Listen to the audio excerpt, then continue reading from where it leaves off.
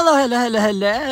This is your Miss Universe 981. It's Money More Vlog. And welcome to this video. A good day, everyone. And may dala tayo pamaypay kasi ang init talaga na panahon. So keep hydrated, everyone. And drink more water para po hindi tayo madry yung body. Dry ng body. So, andito tayo ngayon. I am wearing stripes dahil napaganda natin sa stripes ngayon. And ang ating native na hat. So, ayan na. Sasayawan-sayawan muna ko muna kayo dahil ngayon ang pageant ng Miss World. Charot lang, hindi ko alam. Ano ba yung pageant? Anong pageant yun ni Tonis? Parang gano'n. Basta, napakaganda ng mga Pinay. So, we are proud to be Pinay and Pinoy. And ngayon, ay magluluto nga tayo ngayon. And kahit ano pang lulutuin natin ngayon, kahit ano, ang lulutuin, nanabuang naman ko. Ang lulutuin po natin ngayon ay ulam para sa dinner sa ating Hinaguan Farm. And gaya ng mga ginagawa natin, we are preparing for our mga sangkap or atong mga ingredients. So first po ang tinatad ko or slide ko yung ating atsal or bell pepper. Ayan, color red po. Dahil nandito po stock dyan sa ating pantry dito sa farm. Ayan. And ang ating onion or ang ating sibuyas. So let's peel our sibuyas, guys. And after that ay slice natin yan para naman mas lumabas yung aroma niya at yung lasa niya. So ito talaga napapalasa sa ating mga niluluto, yung mga ingredients.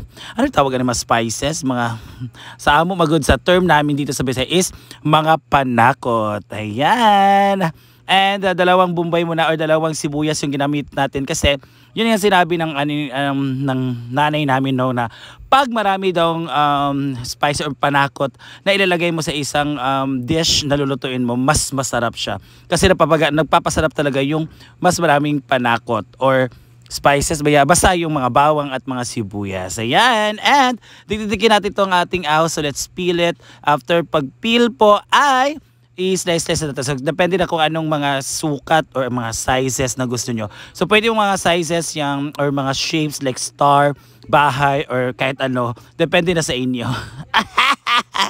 And let's peel our carrots. So, maghalo po tayo ng carrots at ng patatas dahil ito ang tinatawag natin ngayon na ating dish na karni na patatasan with a twist. So binilagyan po natin ng dahon mamaya. So makikita na kung anong ilalagay nating dahon. So yan po ang kilo po ng ating carrots ay 70 pesos dito sa ating market. 70 na.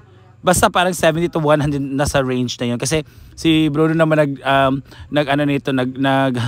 nag-market and stock lang ito sa ating pantry. So meron tayong mga stock sa ating pantry dito sa ating Hinaguan Farm, sa ating kitchen. Ayan na. Slice natin yan. Ginaganyan ko siya pag-slice para maganda po tingnan. Para siyang cubes na may sharp shape na parang ganon. And let's peel po ang ating patatas dahil doon nga sa mga movie dahil may mga patatas lang. Ayan. So, let's peel. And maraming patatas natin gagamitin ngayon para siyang para tayong si Princess Sarah ngayon, kating tagabalat ng patatas. And let's peel. So let's using our peeler. And of course, kailangan natin yan na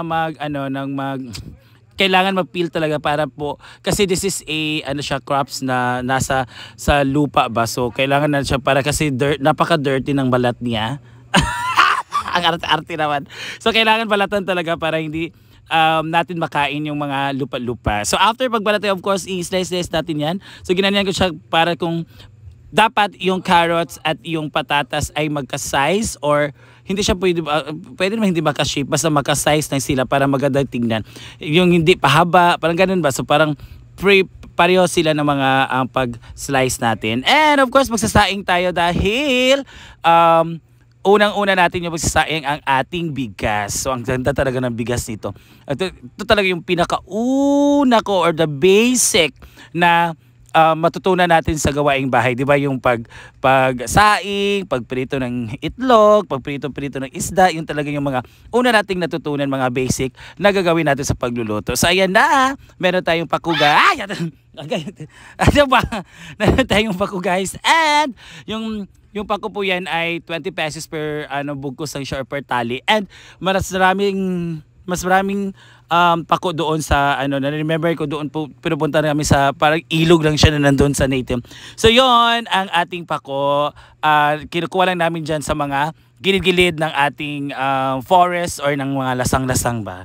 So, ito ang ating main sangkap or main ingredients ang ating karne. So, this is karne po ay 20 pesos na binili po ni Brenda sa kanilang kapitbahay dahil nag-iihaw sila. So, mura lang siya 20 pesos kasi bilihan lang siya, hindi siya sa market kasi sa pag-market na or doon na sa kung saan man nagbibenta yung mga yung mga karne ay mahal na talaga. So mas mura siya pag ihaw dito sa ating mga silingan or kapitbahay. So after that ay pipituin muna natin yung ating patatas kasi pag pinipito natin itong patatas mga maring, mas madali siyang maglambot at masarap siya na para siyang french fries ang amoy at ang lasa. Yan, megas-megas na natin yan ang ating patatas. So after mag-brownish niyan ay haunin na natin siya sa ating kawali. Ayan, and after ng ating patatas ay ang ating carrots. So do the same sa ating carrots po kasi pag pinipito siya ng ganito, mas madali siyang malambot or mas dali siyang lalambot. Ayan, sa Tagalog. Ayan na, because na natin ang ating carrots. So, after a while, ay pag brown na siya ay okay na at haunin natin siya sa ating kawali. So, yung carrots natin is 3 pieces lang po. Yung patatas naman ay 12 pieces. Ayan. And after nyan, ay magluluto na tayo. Una natin yung mantika. Pag mainit na ay ilalagay na natin o ihalo na natin ang ating sibuyas. So after ng ating sibuyas ay ang ating bawang. So mikos lang yan. And let's make it brown. Pag brown na siya, okay na yan. And after that ay ilalagay na natin ang ating karne. So una talaga yung karne kasi ito yung matagal lalambot. Kasi karne nga na baboy. So, you know naman mga karne, matagal naman yung maglambot, especially the beef and laing karne. Sabi kasi natin yan. Yan. So, habang namimikos, dapat nakasmile po tayo. Again ha, payo ko po sa lahat mga nagluluto, dapat nakasmile po tayo. Kasi kung ano yung na-mood natin, at ano yung pinapakita nating mood during pagluluto, ay yun ang kalalabasan ng ating luto. Kaya dapat good mood tayo pag nagluluto para iwas palpak yung pagluto. Ayan, mikos-mikos natin, nilagyan natin siya ng toyo para po ma-absorb ng karne yung lasa ng ating toyo. Ayun, para siyang marinate ba. So after nyan ay tataklubin natin at papakuluan po natin siya ng 30 minutes. So 20 to 30 minutes. So kayo na bahala. So pag lalambot na yan ay okay na yan. So may mekas lang natin yan. And after nyan ay lalagyan natin ng MSG. So kayo na bahala po kung anong MSG ang gagawin nyo. Kasi ilalagay nyo. Kasi kami, we are comfortable using that color yellow. So meron namang color red, meron namang color blue. So kayo na bahala kung anong comfortable na ginagamit. So basta kami, we are very nasasarapan kami basta gamit namin yung color yellow. So after po niyan ay atin ang titikman kung anong lasa ng ating niluluto. So after tasting po ay kayo na bahala mag-adjust kung kulang, kung ano ang sobra. So kung pag nasobrahan, kayo na find ways para po ma-level ang ating lasa. So, nilagay ko na yung pinirito natin kanina na patatas at carrots. So, after niya ay mekos-mekos lang. So, after ng mekos-mekos, nilagay ko siya ng konting vetsin, guys. Papadagdag sarap lang siya. So, kasi maramihan to. It's 1 kilo and more. Kasi may patatas pa at may carrots pa. Kaya, mas malasa siya pag nilagay natin ng konting, kung anong nilagay, nakita nyo naman. So, after nyan ay nilagay natin siya ng more water kasi nandun ang mga patatas na mag-absorb at maluluto siya. Or yung more water kasi tutulong niya sa paglambot ng ating pagkain. So, after a while, ay another 5 minutes no pagpapakulo. 3 minutes ng papakulo sa ating patatas at kasi luto na yan.